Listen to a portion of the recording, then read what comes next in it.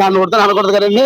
Worst worst worst లో first ఎవరంటే పవన్ కళ్యాణ్. ఎందుకంటే మౌనం పాడుగానే వచ్చాను. ప్రశ్న వాళ్ళకి మౌనంగా కూర్చుని ఈ పవన్ కళ్యాణ్ కూడా వచ్చి నేను ఏదో పీకెత్తాను బీసేస్తాను సినిమా యాక్టింగ్ చేశాడు తప్ప ఆ సినిమా యాక్టింగ్ కనపడుతున్నప్పుడు ఏమీ లేదు. పవన్ కళ్యాణ్ యాక్షన్ కూడా ఇక్కడ ఏమీ లేదు. రానున్న రోజుల్లో చంద్రబాబు చాలా గట్టిగా బుద్ధి చెప్తారు. ఇదే పవన్ కళ్యాణ్ కూడా చాలా గట్టిగా బుద్ధి చెప్తాను ప్రజలు. సార్ చెప్పండి, ఈ రోజు ఎట్లా ఉంది టీడీపీ ప్రభుత్వంలో? అంటే సూపర్ 6 అంటే హామీలు అమలు చేస్తామని చెప్తున్నారు.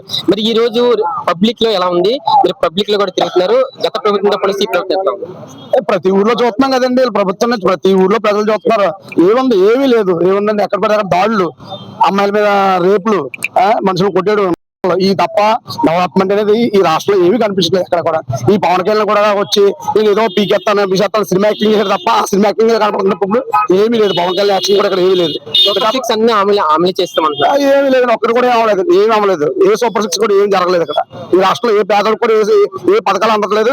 ఏ గ్యాస్ రాలేదు.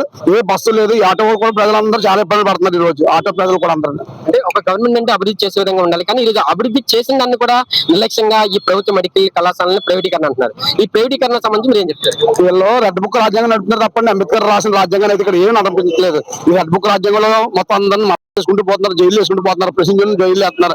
ఇది తప్ప ఏం లేదు. ఆయన మహానుభావుడు 17 మెడికల్ కాలేజ్ కట్టాడండి. ఇది పేదవాడు చదువుకోవాలని చెప్పి. కానీ ఈ కుటుంబ ప్రభుత్వం వచ్చిన తర్వాత ఏం జరుగుతుందండి?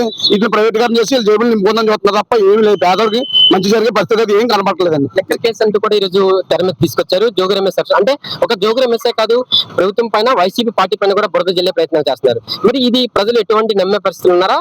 ఈ లెక్కర్ స్కామ్ అనే గురించి మీరు ఏమంటారు? ఇదంతా డైవర్షన్ పాలిటిక్ అంటే అంటున్నాను. ఇప్పుడు వెనకాక మొన్న అక్కడ కాశీబుక్కులు ఎక్కడో మొత్తం 10 మంది 9 మంది చచ్చిపోయారు.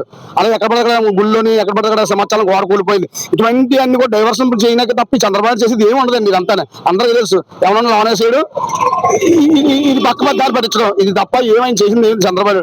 నెక్స్ట్ రానున్న రోజుల్లో చంద్రబాబు చాలా గట్టిగా బుద్ధి చెప్తారు. ఇదే పవన్ కళ్యాణ్ కూడా చాలా గట్టిగా బుద్ధి చెప్తాను ప్రజలు. అంటే రెడ్ బుక్ అంటూ కూడా ఈ రోజు భయభ్రాంతులకు గురి చేస్తున్నారా? మరి ఈ రెడ్ బుక్ గురించి ఏంటి? రేపు అధికారులకు వస్తే జగన్మోహన్ రెడ్డి గారి పరిస్థితి ఎలా ఉండబోతుంది? జగన్మోహన్ రెడ్డి గారికి వ్యూహాలు ఎలా ఉండబోతుంది? మేమైతే అంబేద్కర్ వారసులం అండి. కానీ ప్రతి జిల్లాలో మా యొక్క దళితుల మీద చేసే దాడులు మామూలు దాడులు అయితే చేయట్లేదండి. రేపు ఇదే దళితులందరూ కూడా చంద్రబాబుకి బుద్ధి చెప్తారు. ఎందుకంటే చంద్రబాబుకి మా దళితులన్నా ఇటు లేనింటి వాళ్ళన్నా అస్సలు ఇష్టం ఉండదు ఆయనకి. పెత్తందారులు డబ్బున్న వాళ్ళే నచ్చలేదు ఆయనకి.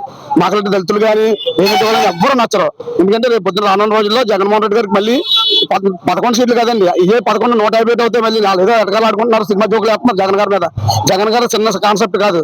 గతంలో 150 సీట్లు నెగ్గిన పర్సన్ అయినా ఇవాళ కూడా ప్రజార్థన మామూలుగా రోడ్డు ఎక్కుతుంటే వందలాది జనం, వేలాది మంది ఇసుకేతరాలని జనం వచ్చి ఇలా ఆయనకి ఆదరణ చూపిస్తున్నారు.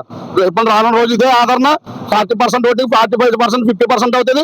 150 సీట్లు దాటి మళ్ళీ మేము ఈ రాజ్యం మళ్ళీ చేపడతాం. చెప్పండి, పవన్ కళ్యాణ్ గారు అంటే కూటమి ప్రభుత్వ అధికారంలో కీ రోల్ పోషించిన వ్యక్తి. మరి ఈ రోజు ఏంటి అసలు ప్రశ్నిస్తున్నారా? ప్రశ్నించడం పక్కన పెడితే ప్రభుత్వం కూటమిలో ఉన్నారు భాగంగా. మరి ఈ రోజు ప్రజల తరఫున పోరాడుతున్నారా పవన్ కళ్యాణ్ అంటే ఏమంటారు? పవన్ కళ్యాణ్ అండి నన్ను కొడతాను అనకూడదు కదండి.